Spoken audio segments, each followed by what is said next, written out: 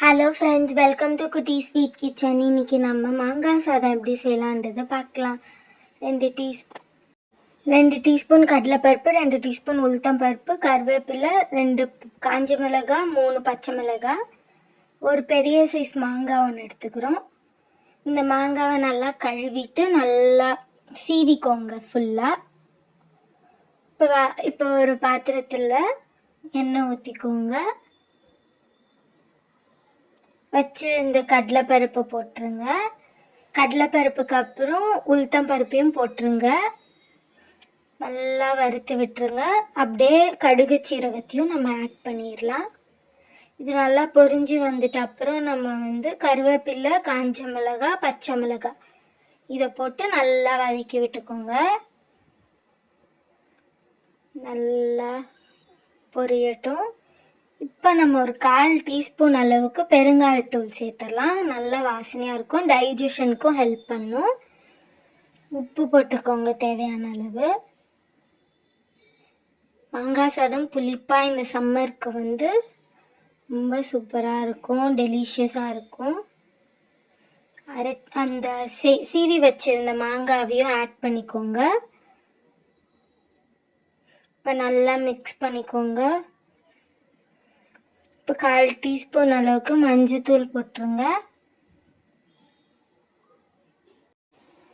மஞ்சத்தூள் போட்டுங்க, கொஞ்சம் கலர்ஃபுல்லாக இருக்கும். நல்லா இப்போ மிக்ஸ் பண்ணி விட்டுருங்க.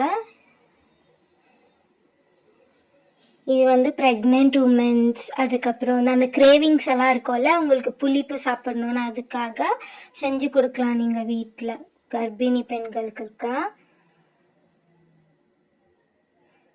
இந்த மாதிரி ஒரு 3 நிமிஷம் அப்படியே விட்டுருங்க, கொஞ்சம் குக் ஆகட்டும். இது ஒரு பர்ஃபெக்ட் லஞ்ச் பாக்ஸ் ரெசிபி. இப்போ ஸ்டவ் ஆஃப் பண்ணிக்கோங்க. இதை கொஞ்சம் சூடு ஆறின பிறகு இது ஒரு ஆறின ரைஸில் மிக்ஸ் பண்ணிக்கலாம். இது ஒரு பர்ஃபெக்டான வெரைட்டி ரைஸ். ஆஃபீஸ்க்கு, ஸ்கூல்ஸ், காலேஜஸ்க்கெலாம் லஞ்ச் பாக்ஸில் போட்டு கொடுத்து விடுங்க. இது ஒரு சூப்பரான ரெசிபி. ட்ரை பண்ணி பார்த்துட்டு உங்கள் ரிவ்யூஸை சொல்லுங்கள். அதுவும் இந்த சம்மருக்கு புளிப்பாக மாங்காய் சாதம் செஞ்சு என்ஜாய் பண்ணுங்கள். இந்த மாதிரி நல்லா மிக்ஸ் பண்ணி விட்டுக்கோங்க.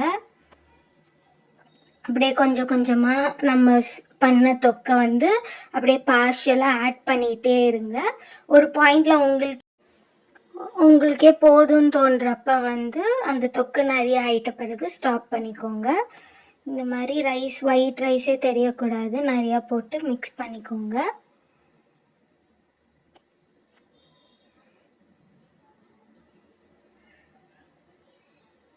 இன்னும் கொஞ்சம் ஆட் பண்ணிக்கலாம். ஆட் பண்ணிவிட்டு இப்போ மிக்ஸ் பண்ணிகிட்டே இருங்க. இப்போ நம்ம செஞ்சுருக்க தொக்கு 4லேருந்து 5 பேர் தாராளமாக சாப்பிடலாம். அந்த ரேஷியோவில் தான் நம்ம செஞ்சுருக்கோம். இந்த ரைஸ் எல்லா ஏஜ் பீப்புளுக்கும் ரொம்ப பிடிக்கும். ஸோ இதை உங்கள் வீட்டில் செஞ்சு பார்த்துட்டு உங்கள் ரிவ்யூஸை கமெண்ட் செக்ஷன்ஸில் கொடுங்க.